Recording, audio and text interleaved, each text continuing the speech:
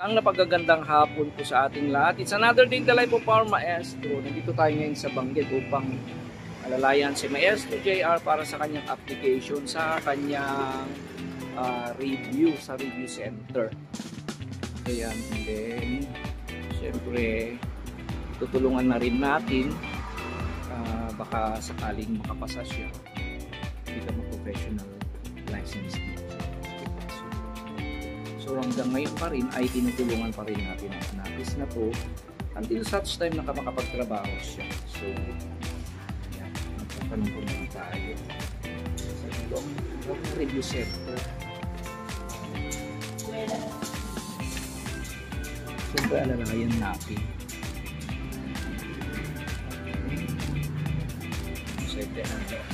So ayan, nag-a-apply na si Kuya JR. Siyempre, kakailanganin niya na tuition fee niya ay I think more than 10,000 yata. So, pero magdadown muna siya. Then, susunod na siguro kung may kita na naman tayo. And then, every Saturday, mag-a-attend siya ng review. And after that, mayroon siyang in-house before the examination. So, ayan. Ang ating maestro, ang ating first na tinulungan na nakagraduate. And up to now, syempre, tutulungan pa rin natin siya hanggang siya ay makatrabaho. And then, yun din ang gagawin natin sa iba pang mga anakis natin na gustong kumuha ng teaching tulad ni Kuya Vince at si Kuya Romney. And then, kung nagiging teacher din si Kumaring Irene in the future, and then tingnan din natin how we are going to assist Kumaring Irene para maging isang teacher. So, buti naman so as at this time, si Kuya JR ay rumaraket din siya sa being isang choreographer ng mga sayaw. Inaalalayan na rin natin siya nang sa ganun kasi mayroon din siyang papagkuhanan niya ng kanyang mga allowance. Okay, kasi Kuya JR is also a very good dancer as well as singer. Nagmano kay maestro. Okay, sana po ay maging successful din ang pagre-review niya at sana po ay makapasa para hindi naman sayang kasi since high school talagang tinutulungan ko na ang batang ito. Hindi talaga kaya ng kanyang mga magulang kasi dahil marami silang magkakapatid at may trabaho ng tatay niya pero konti lang kinikita at hindi nagkakasya kasi 7 silang magkakapatid and then hindi pa nila sa kanila yung bahay na tinitirhan nila. It's good na napag-graduate natin si Kuya JR ng high school and then tinulungan din natin siya sa college and luckily ay nakapag-graduate siya. Okay. So, ayan. Kikita naman natin na talagang gusto niya talagang makapagtrabaho in the future. And siyempre, pag nakapagtrabaho na siya ay makakatulong na rin siya sa kanyang pamilya at sa mga maliliit pang mga kapatid. And then, ang sinabi ko sa kanya, promise niya ay tutulong siya balang araw. Okay. So, ayan. So, hindi contact number. Okay. Ano ba isip mo? Enrolled na ang ating maestro sa kanyang pagre-review.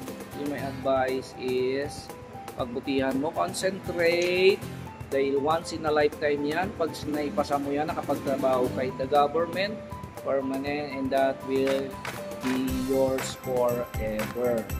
Okay? So, disiplina, huwag magpuyat, read, and read. Yun ang gagawin ng mag-review. Kasi ako, pinasa ko ang civil service, so proof and also my board na wala akong review center, self-review ako kasi sa kadahilanan na wala akong inaasahan na pambayad. I never had any chance to go to a review center. So all I had was to be for myself. Yan, nasa library lang ako, basa. Hindi ako nagpupuyat, hindi ako nagbabarkada, hindi ako nag-people trip. All I have to do is read, and then also lagi ang pag nag-e-exam ako, kung saan man ako pumupunta, wala man akong baon, wala man pagkain, ang tanging baon ko palagi are my ambitions and of course my prayer. So yun ang gawin mo, Maestro JR. Okay? So, ayan. Pupunta naman tayo sa susunod na lakad. Okay.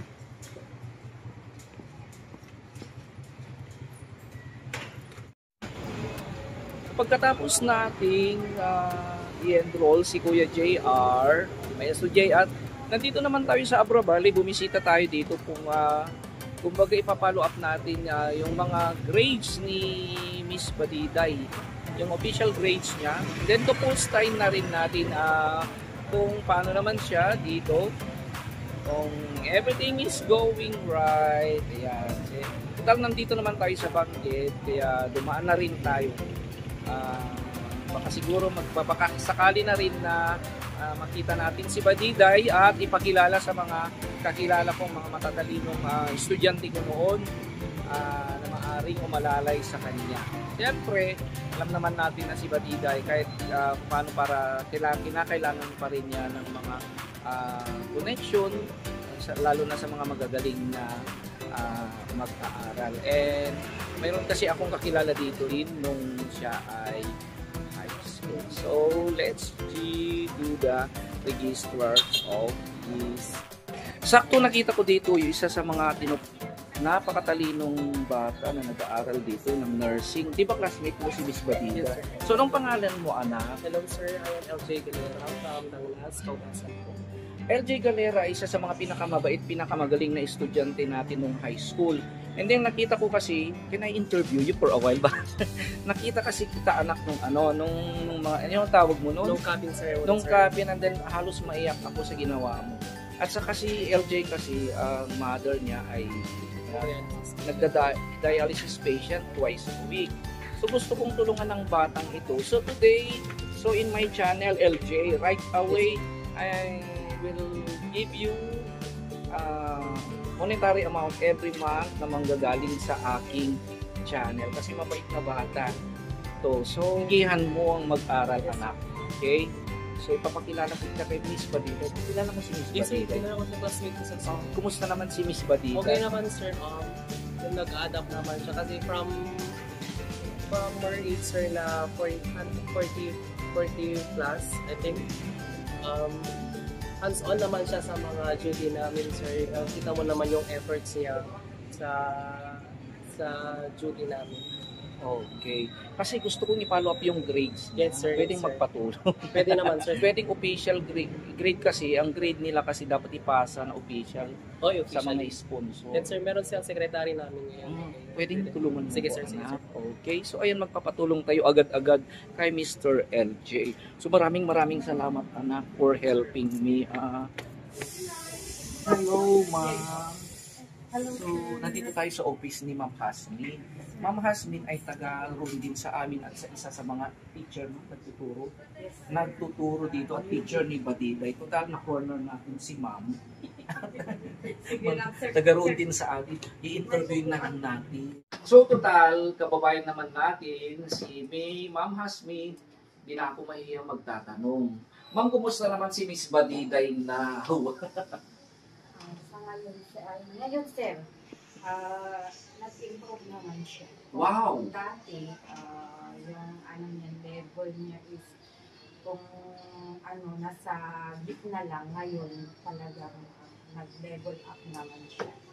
Kasi marami na siyang tinalo sa mga kaklase niya. Wow, maraming tinalo. Oh, wow.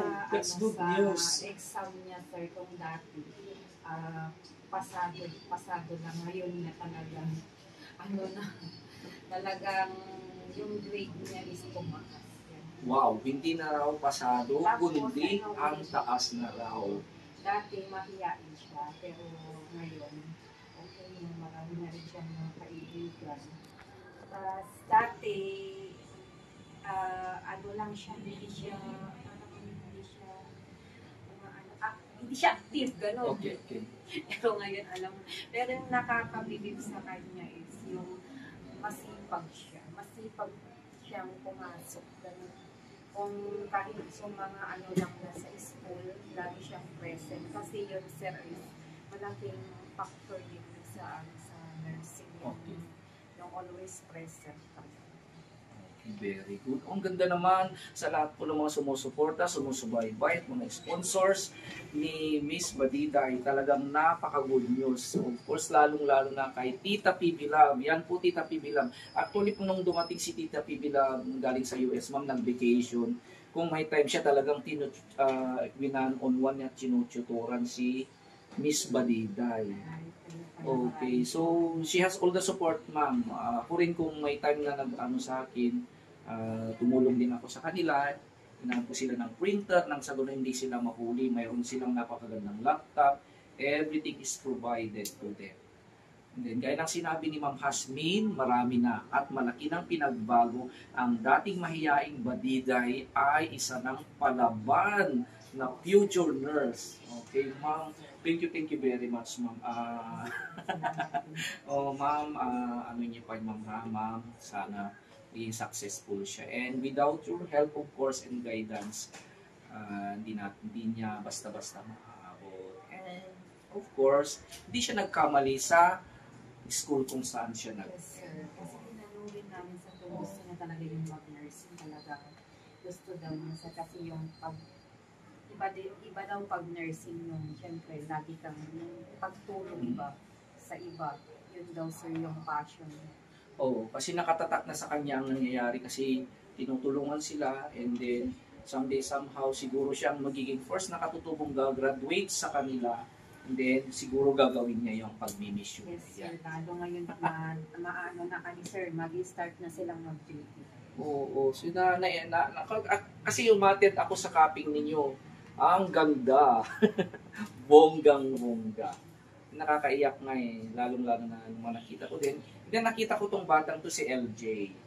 So, na-inspire ako. Napaiyak din ako nung nakita ko yung ginawa niya sa kanyang tatay. Kaya, gusto ko siya ring tulungan sa abot ng aking kakayahan. So, dito na rin mismo sa harapan mo, ma'am, magbibigay ako ng kanyang, ma'am. May binigay sa akin ng sponsor na pero kasi para matulungan ko rin si LJ. LJ, agad-agad, may tulong na para sa iyo, LJ. For real, sir. Okay. So, agad-agad na dito sa harapan ni Ma'am Hasmin. Kasi itong nakita ko ito, kasi nagda-dialysis ang nanay niya, hirap na hirap daw siya. Saan siya kuko? Kasi ilang, twice A week, sir. Twice. Tuesday at Friday. And yet, top student siya. So, Yes, pagtiyagan nito, anak, Top 1 namin siya sir. top 1 pala, kaya hindi ako manghihinayin ng magbigay ng tulong. So, pagtiyagaan mo, starting this month, kung ano man kakayahan ng ating maestro, I will help you until you graduate. Yan po. So, God bless you, sir. nakahanap ako ng isa na namang anakis dito sa Abra Valley College. Kasi graduate na yung isang tinulungan ko, si JR. Dito, sir. Oo, nandyan. Kasama ko siya. Sinamahan ko siya na mag-apply ng kanyang board. So, galingan mo. Sir, thank Okay. you. Yan, may bago na akong anakis. Meet Mr. LJ Pataray. Ipagtiyagan mo muna. Sana pagpalain pa tayo Yes, sir. nang sa ganun ay matulungan. Okay, kung may time ka, anak, please alalain mo lang si Miss Badita. Yes, sir. Yes, sir.